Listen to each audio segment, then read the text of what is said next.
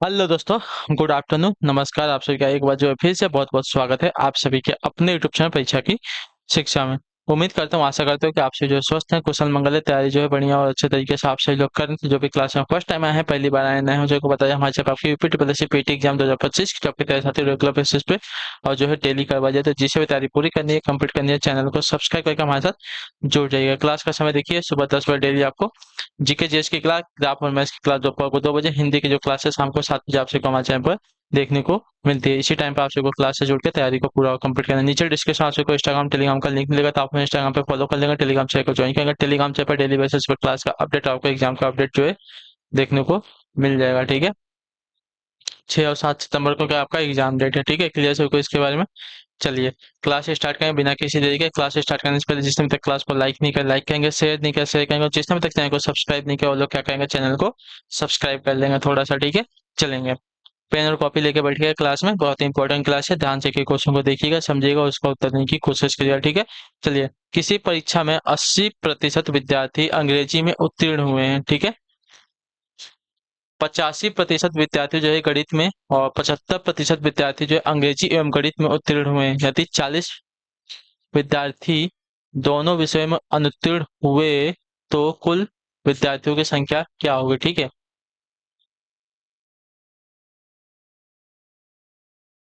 किसी परीक्षा में 80% विद्यार्थी अंग्रेजी में उत्तीर्ण हुए हैं और 85% जो है विद्यार्थी गणित में, और 75% विद्यार्थी अंग्रेजी और गणित दोनों में उत्तीर्ण हुए हैं। इतना क्लियर है सभी को। चलिए, और 40 विद्यार्थी जो है दोनों विषयों में अनुत्तीर्ण हुए हैं, तो कुल विद्यार्थियों की संख्या क्या होगी, चलिए देखते हैं।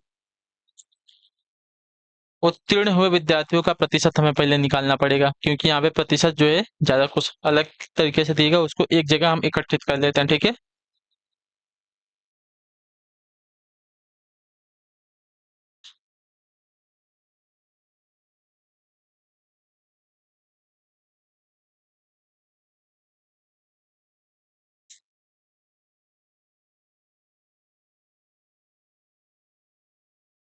उत्तीर्ण हुए विद्यार्थियों का प्रतिशत यहाँ पे देखिए 80% है, ये आपका 85% है। ठीक है,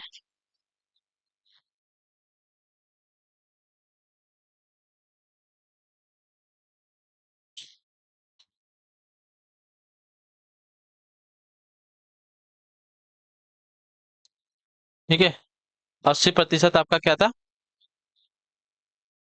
देखिए 80% बोला था अंग्रेजी में उत्तीर्ण हुए, 85% जो है हमारे गणित में उत्तीर्ण हुए। ठीक है, और 75% जो है अंग्रेजी और गणित दोनों में उत्तीर्ण हुए थे। ठीक है, तो इन दोनों को जोड़ के इसको घटा लेंगे, हमें पता चल जाएगा। ठीक है, उत्तीर्ण हुए कुल विद्यार्थियों की संख्या प्रतिशत हमें यहाँ पे पता चल जाएगी। ठीक है, अब आते हैं अनुत्तीर्ण हुए। ठीक है, जो मतलब फेल हो चुके हैं, अनुत्तीर्ण मतलब जो अनुत्तीर्ण हुए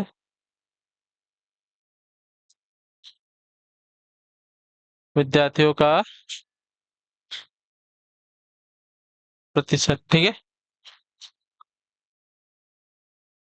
तो 100 तो सब रहेंगे, 100 में से जो है इसको माइनस कर दीजिए, जो हमारा ये है 80 प्लस 85 माइनस 75%। ठीक है, इसको माइनस कर लेंगे तो हमें अपने आप ऑटोमेटिक प्राप्त हो जाएगा। ठीक है, तो आपका 100 माइनस, इन दोनों को जोड़ देंगे तो आपका 160, 160 में से 75 को अगर घटाते हैं, ठीक है, 160 में से अगर 75 को घटाते हैं बचता है 90। तो ये आपका हो जाता है साथियों 10%। ठीक है, यानी कि अनुत्तीर्ण हुए विद्यार्थियों का विद्यार्थियों की प्रतिशत कितनी है साथियों, 10% है, और पास हुए विद्यार्थियों की कितने हैं, 90% है। ठीक है,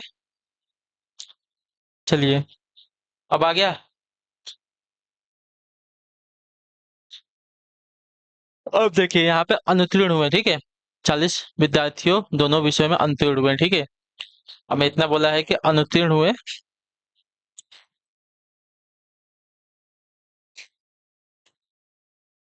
अनुत्तीर्ण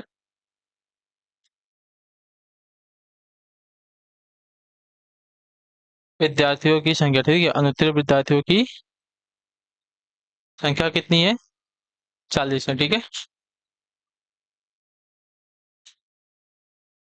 तब कुल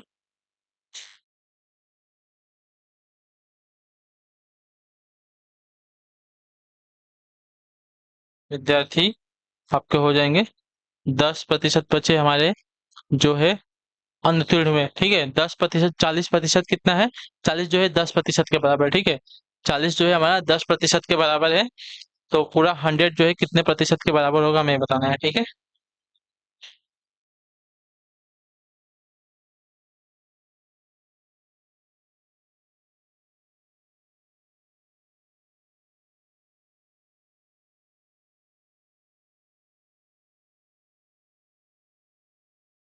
इधर आएगा तो ऊपर नीचे हो जाएगा 100/10, ठीक है।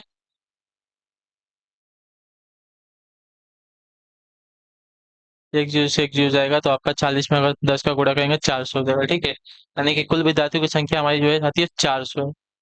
क्लियर है? ऑप्शन नंबर हमारा डी जो दिया गया साथी आपका राइट आंसर होगा। क्लियर, देखिए बहुत ही इजी और आसान तरीके से आपको कराया गया है, सभी को समझा होगा, ठीक है।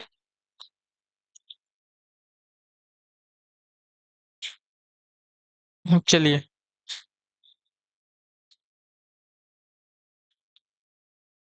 अब आते हैं, आपका अगला प्रश्न है 32 नंबर। किसी कक्षा में 35 विद्यार्थियों की औसत आयु जो है 18 वर्ष है, ठीक है। 35 विद्यार्थियों की औसत आयु 18 वर्ष दी गई, ठीक है। यदि शिक्षक की आयु को जोड़ा जाता है तो कक्षा की औसत आयु जो है 19 हो जाती है, तब शिक्षक की आयु हमें बतानी है, ठीक है। चलिए, ये भी देखिए इजी क्वेश्चन है, थोड़ा सा बड़ा आपके लिए लेंदी हो सकता है लेकिन इजी क्वेश्चन है, ज्यादा बहुत ही हार्ड नहीं है, ठीक है। चलिए देखिए,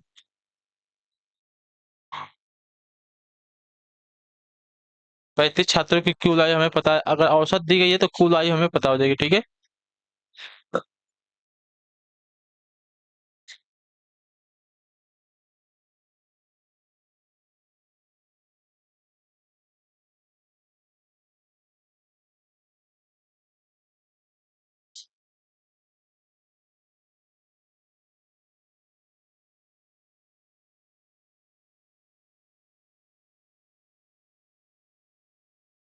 35 विद्यार्थी की औसत आयु कितनी दी गई है? औसत 18 वर्ष, कुल संख्या कितनी है? 35 है। अब इसका इसमें गुणा कर देंगे 18 में 35 का, तो हो जाएगा साथियों 630 वर्ष, ठीक है। मतलब 35 छात्रों की कुल आयु जो हमारी आ रही है कितनी आ रही है? 630 वर्ष आ रही है, ठीक है।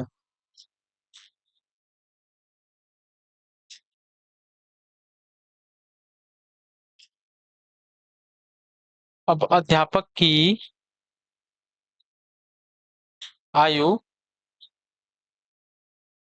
और जोड़ने पर, हाँ, और अध्यापक की आयु और जोड़ने पर 36 हो जाएगा ना। 35 तो हमारे छात्र हैं, ठीक है। छात्र हमारे 35 है, प्लस हमारा हो गया अध्यापक, तो हो गए 36, ठीक है। की कुल आयु, ठीक है। तो ये भी आपका हो जाएगा औसत गुणे कुल छात्र प्लस आपका हो जाएगा, ठीक है।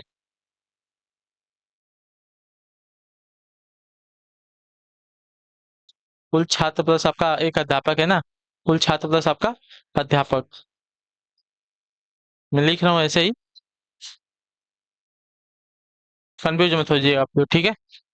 तो ये आपके कितने हो गए? औसत कितनी हो गई है? 19 वर्ष हो गई है, ठीक है। तो ये आपका 19 गुणे कुल छात्र कितने थे? 35 थे, और एक आपका अध्यापक जुड़ गया, 36 हो गए थे, ठीक है। तो ये आपका हो गया साथियों 684 वर्ष हो जाएगा, ठीक है। अब 36 लोगों की कुल औसत आयु कितनी हो गई? 684 वर्ष हो गई, ठीक है। तो अध्यापक की आयु हमें निकालनी है, ठीक है, सिर्फ अध्यापक की आयु निकालनी है।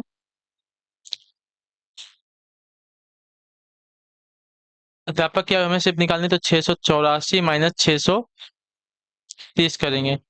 684 माइनस 630 करेंगे तो यहाँ पर आ जाएगा साथियों 54 वर्ष बचेगा, ठीक है। तो 54 वर्ष जो है हमारी अध्यापक की आयु आ गई है। क्लियर सभी को?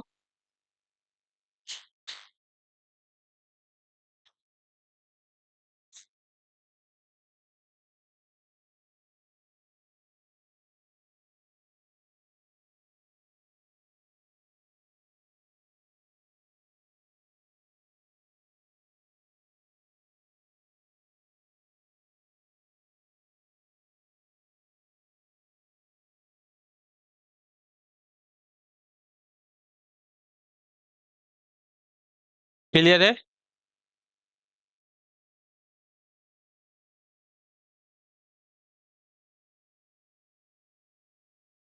चलिए,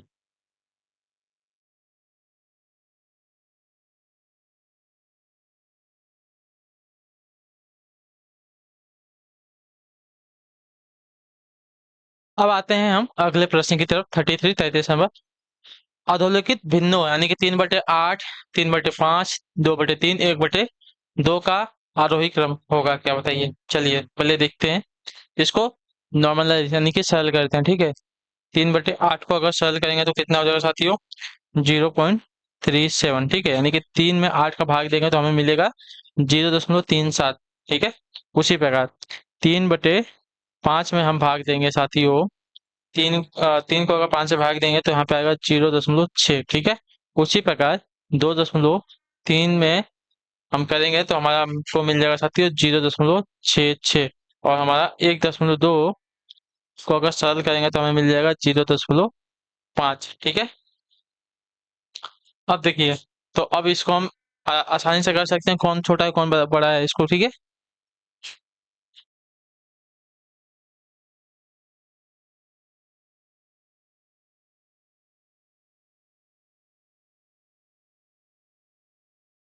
आरोही क्रम में व्यवस्थित करने पर,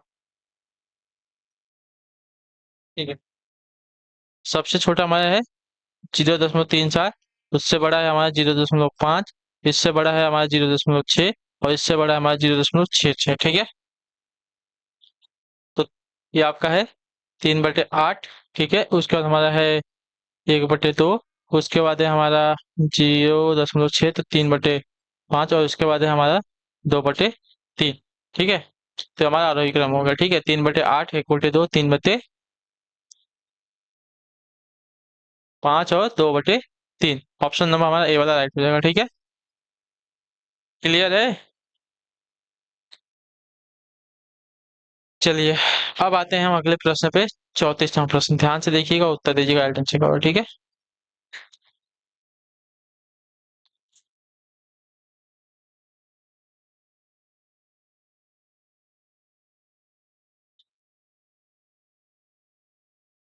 चलिए, 519 × 519 माइनस आपका 81 × 81 दिए गए हैं। बटे में आपका 519 × 519 प्लस 2 गुड़े 519 × 81 प्लस 81 × 81 बराबर है किसके, हमें बताना है, ठीक है। चलिए, 519 माइनस 81 ठीक है।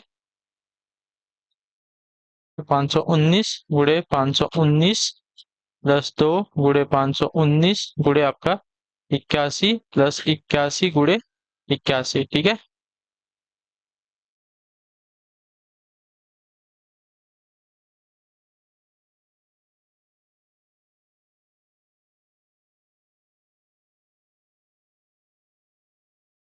क्लियर है? अब इसको आते हैं हम सॉल्व करने के लिए। चलिए, तो 519 प्लस 81 हो जाएगा एक, और माइनस आपका हो जाएगा, सॉरी माइनस नहीं होगा, एक आपका हो जाएगा 519 माइनस आपका 81 हो जाएगा, ठीक है। इसका भी आपको बता देता हूँ मैं। और नीचे वाला आपका हो जाएगा साथियों 519 प्लस 81 का स्क्वायर, रीजन है आपका, सूत्र है आपका, ठीक है। ए का स्क्वायर माइनस बी का स्क्वायर होता है ए प्लस बी, और ए माइनस बी, ठीक है। और एक आपका सूत्र होता है जो नीचे वाला है उसके लिए, ए प्लस बी का स्क्वायर इक्वल टू ए का स्क्वायर प्लस बी का स्क्वायर प्लस 2ab। वही है ना, देखिए, ये 2ab, ये ए का स्क्वायर हो गया, ये बी का स्क्वायर हो गया, 2ab हो गया, ठीक है। चलिए, हाँ, तो अब इसको सॉल्व कर लेते हैं। तो 519 माइनस आपका, चलिए, एक तो कट जाएगा, एक बचेगा ना।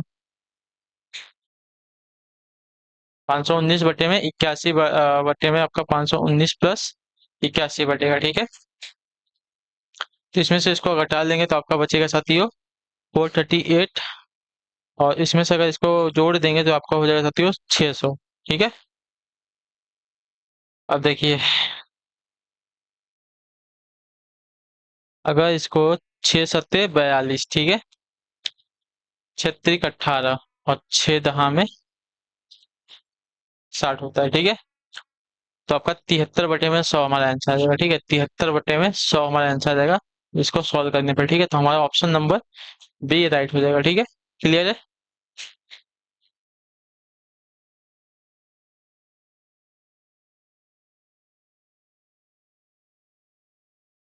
एक ऐसा सभी बताए, 519 प्लस आपका 81 का स्क्वायर दिया जाएगा, स्क्वायर यानी कि 2 बार दिया जाएगा। तो 519 प्लस 81 एक बार कट जाएगा ऊपर से, एक बार नीचे से कट जाएगा, तो एक बार यहाँ पे बचेगा। ठीक है, 519 प्लस 81 आपका एक बार यहाँ पे बचेगा और 519 - 81 एक बार ऊपर बचेगा।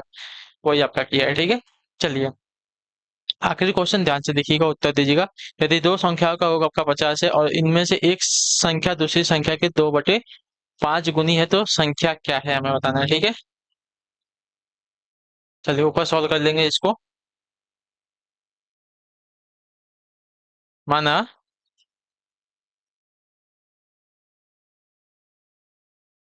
पहली संख्या जो है हमारी x है, तब दूसरी संख्या, यदि दो संख्या को एक कितना है, इनमें से एक संख्या दूसरी संख्या के 2/5 गुना है। ठीक है, दूसरी संख्या के कितना है, 2/5 गुना है। ठीक है, यानी कि 2x/5 है।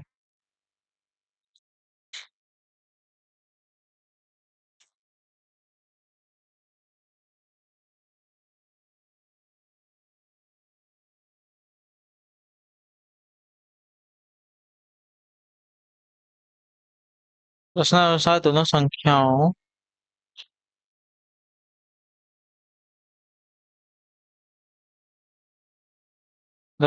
का योग आपका 50 हो जाएगा। ठीक है, दोनों संख्या का योग कितना हो जाएगा, 50 हो जाएगा। ठीक है, तो x + 2x/5 = इनका योग कितना है, 50 है। ठीक है, चलिए तो एक बार इसका गुणा इसमें हो जाएगा। ठीक है, और एक बार इसका गुणा इसके साथ हो जाएगा।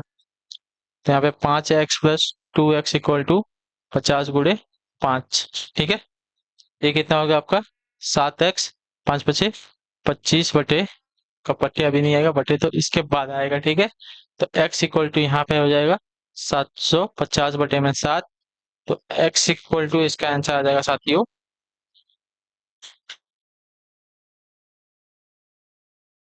अच्छा, इतना तो आ गया, x की वैल्यू हमारी आएगी। चलिए इसको यहीं तक छोड़ देते हैं, इसको सॉल्विंग नहीं करते। ठीक है, अब आते हैं पहली संख्या पर। ठीक है,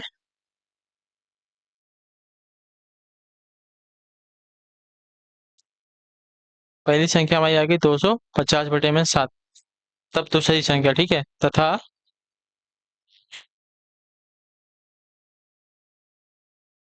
दूसरी संख्या, ठीक है, तथा दूसरी संख्या कितनी हो जाएगी, 2/5।